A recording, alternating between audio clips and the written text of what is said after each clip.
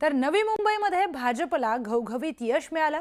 वनमंत्री गणेश नाईक आणि उपमुख्यमंत्री एकनाथ शिंदे यांच्यातलं जे द्वाकयुद्ध होतं हे बरंच चर्चेमध्ये होतं। आपल्यासोबत बोलण्यासाठी मंत्री गणेश नाईक देखील आहेत आणि त्यांच्यासोबत चर्चा करण्यासाठी आपले प्रतिनिधी राहुल जोरे देखील आपल्यासोबत जोडले गेलेले आहेत। राहुल, अगदी खरं तर ज्या दिवसापासून महानगरपालिकेच्या निवडणुका जाहीर झाल्या त्या दिवसापासून शेवटपर्यंत मुंबईनंतर जर सर्वाधिक चर्चा होती अर्थातच नवी मुंबई आणि त्याच्याच विजयाचे शिल्पकार वनमंत्री गणेश नाईक आपल्यासोबत आहेत।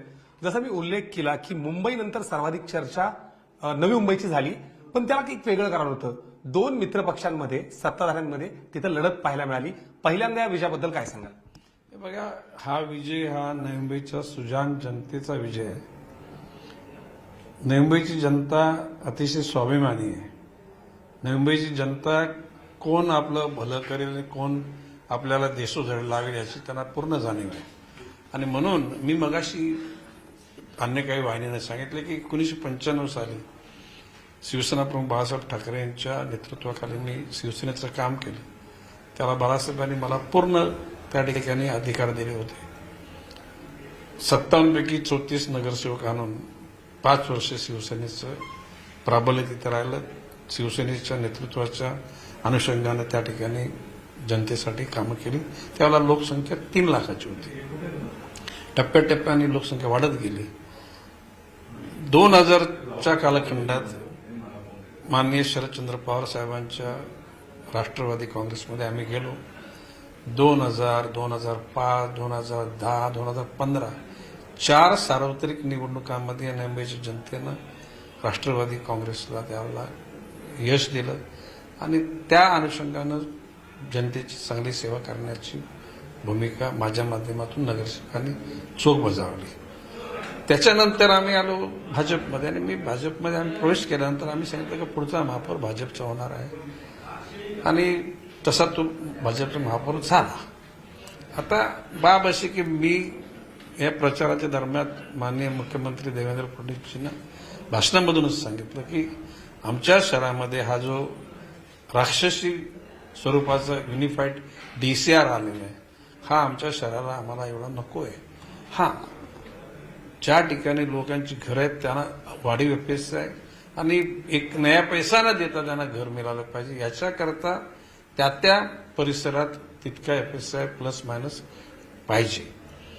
त्या शहराचं शहर पण टिकलं पाहिजे। इम्पॅक्ट असेसमेंट रिपोर्ट म्हणजे शॉर्टमध्ये एक बार एकूण विकास होताना ज्या विकासाच्या अनुषंगानं जी लोकसंख्या जी राहायला आनंद वाटेल, फुटपाथवर चालण्यासाठी, रस्ते गाड्यांसाठी, बाग बगीचे, मैदान, हॉस्पिटल, शाळा, पोलीस स्टेशन, फायर ब्रिगेड, महिलांकरता काही वसतिगृह, नाट्यगृह। दुर्दैवानं हा जो युनिफाईड DCR हा जर पूर्ण वापरला गेला तर उत्तुंग इमारती होतील, परंतु त्या ठिकाणचा आजूबाजूचा परिसर हा इतका कंजेशन होणार आहे, गाड्या चालू शकणार नाहीत, लोकांना धक्के मारून पुढे मागे जावं लागेल। आणि म्हणून माननीय मुख्यमंत्र्यांनी सांगितलं की जे आमची मूल गाव आहेत, गरजेपोटी बांधलेली घरं, तिथली जमीन फ्री होल्ड म्हणजे मालकीची करा। झोपडट्यांमध्ये राहणाऱ्या लोकांची ती जागा आहे ती पण मालकीची करा। गरजेपोटी ज्या ठिकाणी LIG लो इन्कम ग्रुपच्या लोकांनी शिळकोनी दिलेल्या घरांमध्ये सुद्धा अनेक बांधकाम आहे, पहिल्यांदा त्या जागा फ्री होल्ड करा, मालकीच्या करा आणि मग गरजे एवढा FSI देऊन त्याचं पुनर्निर्माण करण्याचा मार्ग मोकळा करा। माननीय मुख्यमंत्री महोदयांनी त्याच्या बाबतीत संमती दाखवलेली आहे। त्याचबरोबर त्यांनी सांगितलं एखादा नमुना वसाहत तुम्ही तयार करा, मॉडर्न आणि मॉडर्न, एक नमुनेदार आणि आधुनिक पद्धतीची, आणि तशा प्रकारचा ब्ल्यूप्रिंट तयार आहे। माननीय मुख्यमंत्री आता प्रदेशातून आल्यानंतर त्या बाबतीमध्ये त्यांच्याशी चर्चा करून त्याच्यावर निर्णय घेतला जाईल। पण सर, एकीकडे हे सगळं विजनरी पॉलिटिक्स तुम्ही मानत होतात, पण दुसऱ्या बाजूला मित्र पक्षात असणारे एकनाथ शिंदे यांच्यासोबत तुम्ही कन्व्हिन्स कसं केलं की युती करणार नाही, एकटंच लढणार? कारण गल्लीपासून दिल्लीपर्यंत काही झालं की एकनाथ शिंदे दिल्लीत देखील जायचे, तिथे देखील त्यांनी आपली कन्व्हिन्सिंग पॉवर वाढवायचे। बऱ्याच ठिकाणी पर्यायानं युती करण्याची गरज नसताना देखील युती करावी लागली।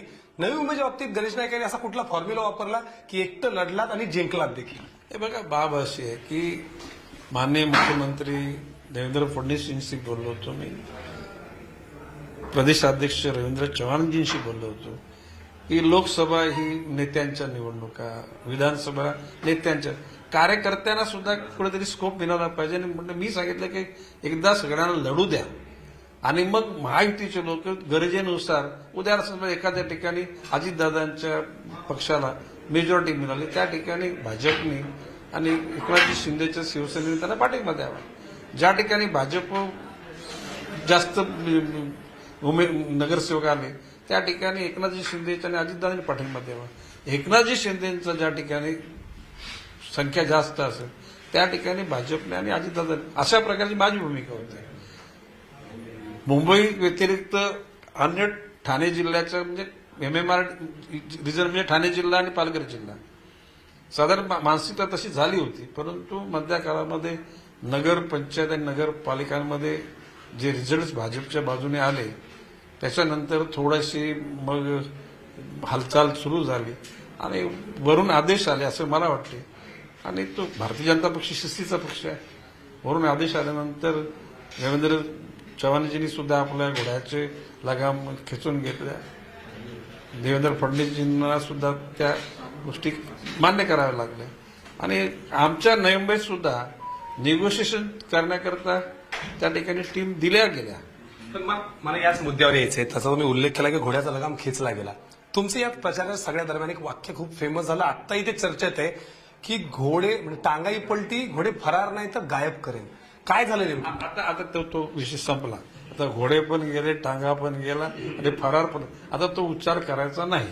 आणि मी आमच्या लोकांना सांगितलं आता तुम्ही व्यंगचित्र किंवा कॉमेंट्स वगैरे नाही करायचं. तो युद्ध संपलं, बात संपली.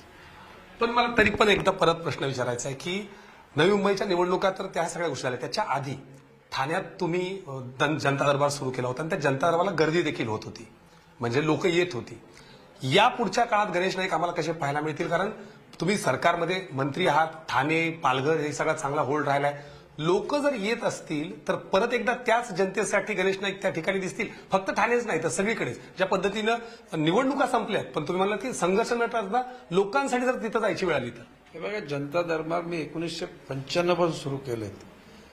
नवी मुंबई, ठाणे, भाईंदर, कल्याण, डोंबिवली, उल्हासनगर, बदलापूर, मुरबाड, अंबरनाथ, शहापूर, वाडा, मोखाडा, तलासरी, डहाणू, वसई, विरार, पालघर असा एक तालुका नाही की ज्या ठिकाणी गणेश नाईक